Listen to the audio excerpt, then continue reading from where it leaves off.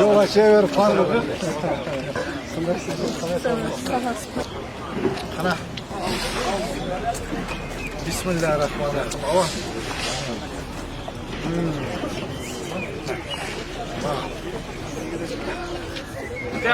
Akjol toy bolsun, ha jol olsun. Жақсылықтарға жүрсін елдеріңіз.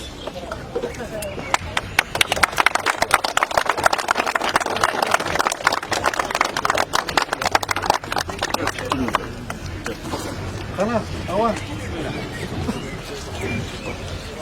22 метр. Жалпы. Жалпы şey, oşana qancha qo'shdik bu jag'na?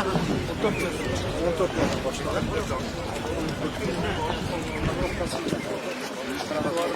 Bu yerni ko'rib qo'ydi, ha?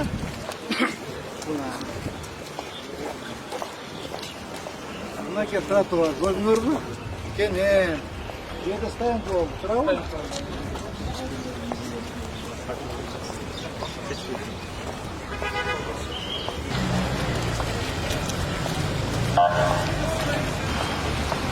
Qanday so'm trotuar bo'ldi?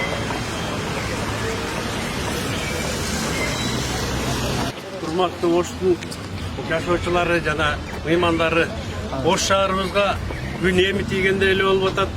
Ушул жакшы иштерди баштаган биринчиден президентибизге чоң рахмат. Ошонун политикасын жакшы кармап келаткан генералыбызга анан ошону улап Ош шаарын кайрадан Ош шаары кылып жаратып аткан биздин мэрибизге чоң рахмат. Ушул командаңыз менен ушундай ачуулуулар көп болсун. Сиз жүргөн жерлерде тойлор, жакшы күндөр болсун. Аллахым ошондой нерсеге жеткенге насип эткен болсун. Javob rahmat. Akjol toy bo'lsin jolungiz, ha? Akjol toy bo'lsin. Sana ajoyib sizda bir batavr qo'yamiz. Amin. Ey Parvardigorim, yurtimizni tinch qilgin. Balolardan o'zing saqlagin, ko'p saqlagin, ko'p qatorda saqlagin. Shu podshohlarimizga ham o'zing to'g'ri yo'ldan adashtirmagin, Parvardigorim. Xudoga shukr, mana yurtimizni bu obodonlashtirish bo'layotganligi, yurtda tinchligi, shundan birinchi qatorda prezident orqasida turgan generallarimiz, mana shaharda merlari, shular shaharda intifoq qilib turibdi. Shu darajada shaharlarimiz obod bo'lyapti. Bundan ham obod bo'lsin. Tinchlik, omonlik, xotirjamlik bersin. Rahmat, salomat bo'linglar. Rahmat. Sizlarga ham rahmat.